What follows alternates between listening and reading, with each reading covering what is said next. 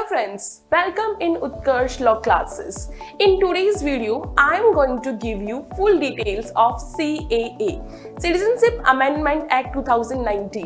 जब भी हम सिटीजनशिप की बात करते हैं तो हमारे माइंड में सबसे पहले आता है द कॉन्स्टिट्यूशन ऑफ इंडिया, क्योंकि कॉन्स्टिट्यूशन ऑफ इंडिया का पार्ट 2 आर्टिकल 5 से लेके आर्टिकल नंबर 11 तक सिटीजनशिप के रिगार्डिंग प्रोविजन किए गए हैं और उसमें आर्टिकल 11 हमारे लिए यहाँ पे बहुत इंपॉर्टेंट है, क्योंकि आर्टिकल नंबर 11 में पार्लियामेंट को पावर दी गई है कि पार्लियामेंट सिटीजनशिप के रिगार्डिंग लॉ बना सकता है कि सिटीजनशिप को कैसे एक्वायर किया जाएगा या कैसे उसको रेलिंक्विश किया जाएगा।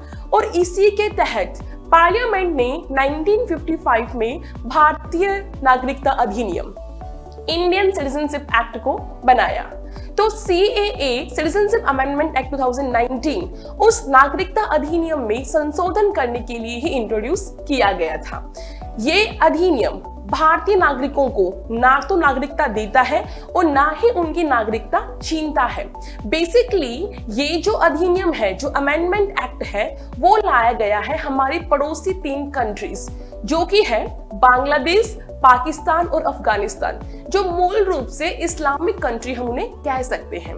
तो जो पाकिस्तान, बांग्लादेश और अफगानिस्तान से जो व्यक्ति 5 धर्म के मूलतः व्यक्ति जैसे कि हिंदू, बौद्ध, जैन, सिख, पारसी, ये व्यक्ति अगर इंडिया में 2014 से पहले आ गए हैं, दिसंबर 2014 से पहले आ गए हैं, माइग्रेंट्स हैं और इलीगल तरीके से रह रहे हैं, तो उनको सिटीजनशिप दिलाने के लिए ये एक्ट प्रोविजन करता है। अब क्वेश्चन ये भी आता है हमारे माइंड में कि उनको सिटीजनशिप दिलाने की रिगार्डिंग अगर प्रोविजन कर रहा है तो CAA का इतना विरोध क्यों हो रहा है? तो इस एक्ट का इतना विरोध इसलिए हो रहा है क्योंकि इसमें मुस्लिम्स को बाहर रखा गया है। ये एक्ट में सिर्फ बौद्ध जो है, बौद्ध, जैन, सिख है, पारसी है और हिंदू है, वो माइग्रेंट्स है जो इन तीनों कंट्रीज से आए हैं, उनके लिए प्रोविजन है कि उनको इंडियन सिटीजनशिप दी जाएगी अगर वो दिसंबर 2014 से पहले आ गए हैं। लेकिन इसमें मुस्लिम्स को बाहर रखा गया है, इसलिए इसका विरोध हो रहा है कि ये डिस्क्रिमिनेटरी है। 11 मार्च 2024 को नोटिफिकेशन जारी करके इसे लागू कर दिया गया है, ठीक लोकसभा चुनाव से पहले।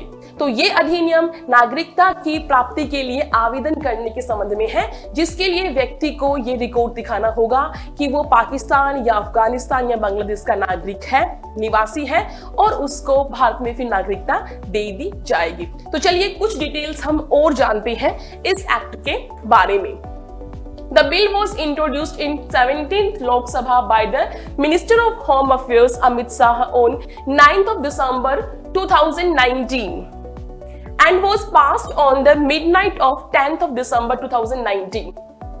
9 दिसंबर को रखा गया था, 10 दिसंबर 2019 को इसको पास कर दिया गया था। राज्यसभा में 11 दिसंबर 2019 को ये पास कर दिया गया after receiving assent from the president of India on 12th of December 2019। 12 दिसंबर 2019 को प्रेसिडेंट की इसमें कंसेंट मिल गई और उसके बाद में the home ministry on March 11, 2024, जो कि कल का दिन था, notified the Citizenship Amendment Act CAA rules। और इसके लिए रूल्स भी निकाल दिए गए हैं, फॉर्म भी निकाल दिया गया है कि कोई भी व्यक्ति इसके तहत नागरिकता प्राप्त करना चाहता है तो वो आवेदन कर सकता है, ऑनलाइन इसके लिए आवेदन करना होगा। The citizenship amendment act paves the way for Hindu, Sikh, Jain, Buddhist, Christian and Parsi refugees from Afghanistan, Bangladesh and Pakistan to get Indian citizenship। The bill proposes, पहले ये बिल था, अब क्या हो गया है, एक्ट हो गया है। Proposes that the specified class of illegal migrants from the 3 countries, that is Afghanistan, Bangladesh and Pakistan, will not be treated as illegal migrants, making them eligible for citizenship। These migrants will become Indian citizens from the date of their entry into India। तो ये थी सारी details about the CAA। मिलते हैं next video में, तब तक देखते रहिए उत्कर्ष लॉ क्लासेस। Thank you.